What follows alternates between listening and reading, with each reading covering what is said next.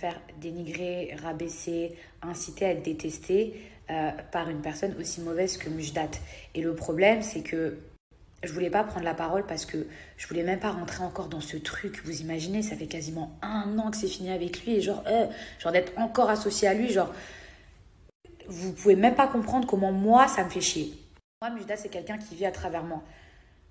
Et en toute honnêteté, s'il vous plaît, ces 2 dernières années, s'il ne s'agit pas de moi, est-ce que vous avez déjà entendu une histoire sur lui? Le problème avec Mujdat, c'est que, en fait, moi, tout ce qu'il fait, c'est grave. Et je pourrais me défendre. Mais genre, vous serez choqués même. Mais en fait, il est toujours dans la menace. C'est-à-dire qu'il passe par d'autres personnes en disant « Mila, si tu ouvres ta bouche, je vais te terminer. Je vais sortir des horreurs sur toi. » Vous voyez ce que je veux dire? Je suis arrivée à un stade où j'ai même plus peur, en fait. J'ai plus peur parce que, au contraire, les menaces, c'est vraiment la défense des faibles. Ça veut dire que c'est lui, en vrai, qui est pas bien. Si moi, je me mets à ouvrir ma bouche, j'ai mis énormément de temps à comprendre qui j'avais en face de moi. Mais genre, réellement. Ça veut dire que quand on vous dit que l'amour, ça rend aveugle, c'est réel. J'en suis même à un stade où je me dis, le mec m'a fait du sroule, quoi. Bref, on va pas parler du passé, de ceci, de cela. Là, on va parler des faits qui me sont reprochés actuellement. On va essayer de faire quelque chose pour se défendre, de pas dire « Ouais, mais toi, en 1940 !» Non, on va essayer d'attaquer sur et répondre sur et se défendre sur des choses concrètes aujourd'hui, maintenant. On va reprendre les épisodes où Mujdat me dit « Je ne comprends pas pourquoi tu as la haine contre moi. » Il faut savoir que le jour de l'arrivée, Mujdat ne me dit pas bonjour. D'accord? Il dit bonjour à tout le monde, sauf à moi. Donc déjà, à partir de là, attendez, si on recontextualise le truc, le mec m'a fait le plus gros coup de pute de toute l'histoire de la planète et c'est lui qui a le culot de ne pas me dire bonjour. Et quand ensuite, moi, je suis dans la chambre et que Nico vient me dire qu'il est encore en train de parler de moi à Ilan, donc encore le mec parle sur moi, il me dit à moi pourquoi j'ai la haine. Mais déjà, si lui n'avait pas la haine contre moi, bah, il m'aurait dit bonjour. C'est comme si une personne, elle vous donnait un coup de pied dans le dos et genre vous retournez énervé, la personne, elle vous dit bah, qu'est-ce que t'as? Quand j'entends Mujdat, et encore une fois, on m'envoie. Hein, parce que croyez pas que moi, je tape son profil en mode j'ai envie de voir ce qu'il fait. J'en ai rien à foutre de ce qu'il fait. Donc quand on m'envoie, d'accord, des choses où il dit que je suis encore sur lui, que je le lâche pas, que je suis toujours amoureuse. Tout ça parce que moi, j'ai décidé de ne pas m'afficher avec quelqu'un. Puis lui, sans dénigrer Félicia, encore une fois, faut voir avec qui il s'est affiché peut-être 1 mois et demi après que ce soit fini entre nous. C'est-à-dire qu'il s'est quand même affiché avec quelqu'un qui me ressemble comme 2 gouttes d'eau. Donc comment on peut dire d'une personne « moi je suis passée à autre chose et pas toi » quand on se tape son sosie? Encore une fois, je ne veux pas dénigrer cette fille. Nous ne sommes absolument pas en concurrence. Genre, je veux que les choses, elles soient claires. Maintenant, en tant que femme, bien sûr que ça m'a fait du mal. C'est un homme que j'ai aimé pendant 3 ans et demi, que j'ai porté et tiré vers le haut. Tout ça pour qu'à la finale, d'en haut là, du ciel, là, il me chie dessus. Alors quand il dit, c'est pas Mila qui m'a ramené dans la télé, c'est moi, j'ai forcé les barrages. Ok, mais personne t'a demandé de revenir, bizarrement. C'est quand même toi qui as voulu revenir et qui as pris goût à ça. Donc effectivement, tu peux pas nier le fait que aujourd'hui, si tu as cette vie, si tu es le mec à Mila, c'est grâce à moi. Il aurait très bien pu faire sa séquence en tant que chef d'entreprise, comme il le disait, et puis retourner à sa vie. Quand j'estime qu'aujourd'hui, s'il a de la reconnaissance, de la notoriété, des voyages gratuits, des choses gratuites, des rémunérations pour des placements de produits qu'il fait et même sortir avec mon sosie, bien sûr que j'y suis pour quelque chose. Et en fait, que lui soit dans le déni, ça devient ridicule. Et moi, je pense qu'aujourd'hui, si tu manges grâce à une personne, la moindre des choses, en fait, même si c'est terminé, c'est de la respecter. Et moi, ce que je reproche à Mujdat, c'est cette ingratitude. Moi, demain, si j'avais pas un rond et que mon ex m'avait offert une carrière, si je puis dire ainsi, qu'aujourd'hui, grâce à lui, je pourrais remplir mon frigo, partir en vacances gratuitement avec des partenariats et me taper quelqu'un qui lui ressemble, mais mon ex, je lui embrasserais les pieds.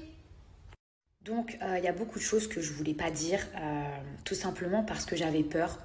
Parce que Mujdat, c'est quelqu'un qui me fait peur, parce que je me suis rendu compte de beaucoup de choses au fur et à mesure des années où j'ai vécu avec lui, mais ça, je l'ai su bien évidemment, c'est toujours après. C'est-à-dire que quand on aime une personne, on lui fait confiance. Donc moi, j'étais le genre de personne qui laissait mon téléphone. Erreur. Qui laissait mon ordinateur. Erreur.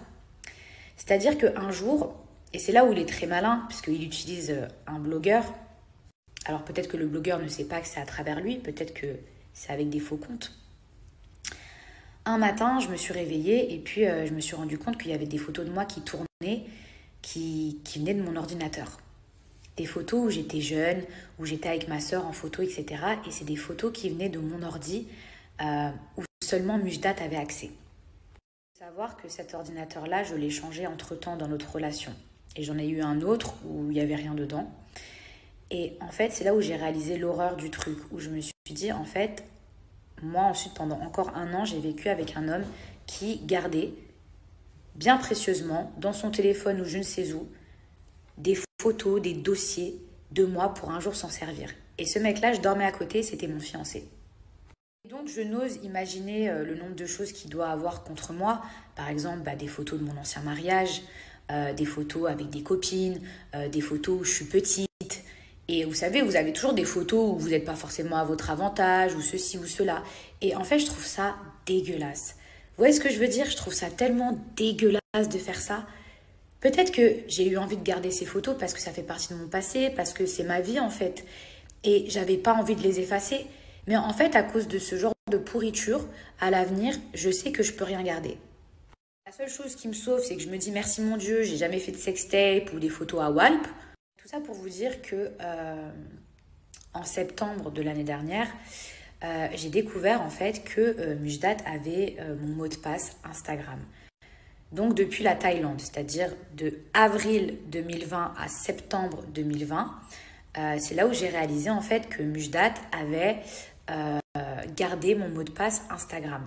Déjà, je trouve ça super bizarre parce que lui, à ce moment-là, en septembre, il était dans les Princes de l'amour. Et en fait, il voyait toutes les conversations que j'avais pu dire avec mes copines. Enfin, genre, c'est archi malsain. Genre, mais avec tout le monde. Quand je vous dis avec tout le monde, c'est mes sœurs, tout le monde. Et en fait, ça, je l'ai compris quand il a envoyé des captures d'écran. Ça se voyait que ça venait donc de mon compte Instagram au blogueur. C'est-à-dire que lui, il n'a jamais assumé. Il a envoyé ça au blogueur. Et il a fait pas mal de remix parce que franchement, sans me jeter des fleurs, il n'avait pas grand-chose à me reprocher. Ça, sinon, vous vous doutez bien que ce serait sorti, n'est-ce pas, connaissant l'animal? Et donc, du coup, il a été obligé de faire des montages. Et figurez-vous que... Et je pense que là, allez prendre du thé, allez vous asseoir, allez, parce que franchement, il va falloir vraiment que vous soyez assis pour entendre ce que je vais vous dire. À cause du fait qu'il avait mes mots de passe Insta en septembre, j'étais tellement en colère que j'ai changé de téléphone, j'ai changé d'iCloud, j'ai changé tous mes mails, j'ai changé tous mes mots de passe. D'ailleurs, merci, j'ai dépensé de l'argent, j'ai perdu énormément de temps à faire ça. Mais je me suis dit, au moins, je serai en sécurité. Parce que mon ex n'a pas à, comment on dit, espier ma vie. Figurez-vous qu'avec Ilan, on a découvert que juste avant le tournage, eh bien, Mujdat avait piraté mes réseaux sociaux, mon téléphone. Alors du coup, il ne pourra pas jouer la carte de j'avais encore son mot de passe. Non, je viens de vous dire que j'ai changé de téléphone. Je n'étais pas en contact avec lui avec mon nouveau téléphone, mon iCloud, etc., etc. Donc, j'ai appris que Mujdat avait piraté mon téléphone. C'est-à-dire que 8 mois après notre rupture, en étant en couple avec une autre femme, il a piraté mes réseaux sociaux pour observer tout ce que je faisais. Même si moi, j'en avais eu la capacité, je vous dis la vérité, j'en ai rien à faire de ce qu'il dit, de ce qu'il fait. Je m'en branle.